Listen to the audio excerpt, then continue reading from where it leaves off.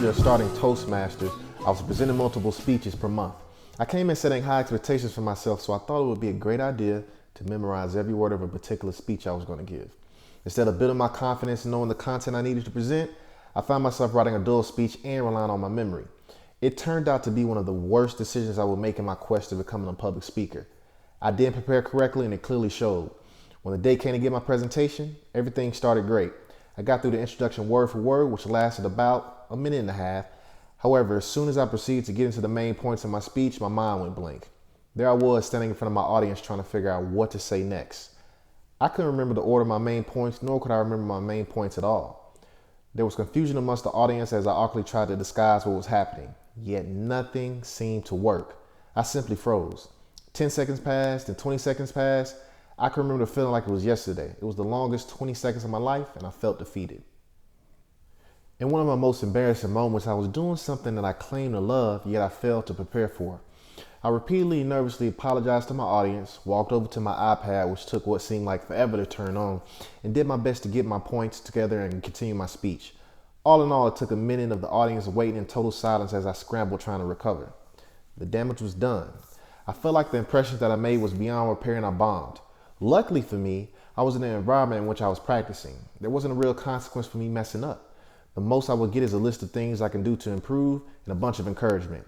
But if the scene were different, and this was a live event in which an event planner booked me, a paid live event at that, it's safe to say that based on that performance, I wouldn't get booked again. To date, it's the worst speech I've given. And to think, it all stemmed from my lack of preparation because I was dependent on memorizing words instead of knowing my content. When it comes to memorizing information that you're going to present, you need to be strategic. If you're on stage for 30 minutes, there's no reason that you should attempt to memorize your entire speech or even the majority of your speech. There are too many other factors to consider. Besides, memorizing in this case will promote bad speech preparation. Think of it on a grand scale. You need to know the order in which you want to present information or which points you want to make first or second. You need to know ahead of time where you want to be on stage when you're telling a specific story or which area of the audience you want to look at when you make a certain point. But don't use the fact that you can memorize words as your crutch when you're on the stage. Why? Because memorizing while practicing at home is a different ball game compared to speaking in front of a live audience. The temperature may not be as comfortable, the lights shine brighter, the stage could be grand and unfamiliar. All eyes are on you, and there will be moments filled with so much silence that you can hear a pin drop. A multitude of distractions can occur. Simply put it, the energy in front of a live audience is different. No matter what you're talking about, you want to know the content you're delivering like the back of your hand.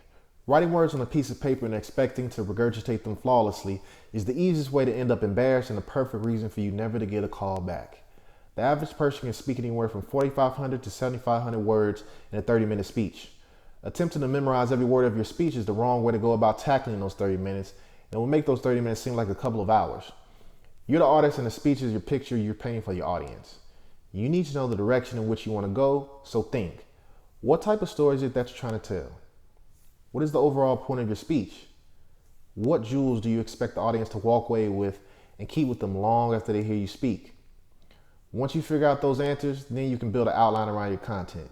Yes, you should write down some of the words you want to say, but practice enough so that you can sound as natural as possible when you speak. If you're trying to speak about something that you're passionate about and focus on delivering great content, you won't have to worry about forgetting what to say. It will come to you naturally like the childhood stories that we all carry with us for a lifetime. Don't memorize your content. Own your content in spirit and delivery. If you found this tip useful, please like it and share it. Comment on it as well and let me know what you think. Until next Monday, my name is Julian Leonard, and this tip was brought to you by the J. Leonard Group.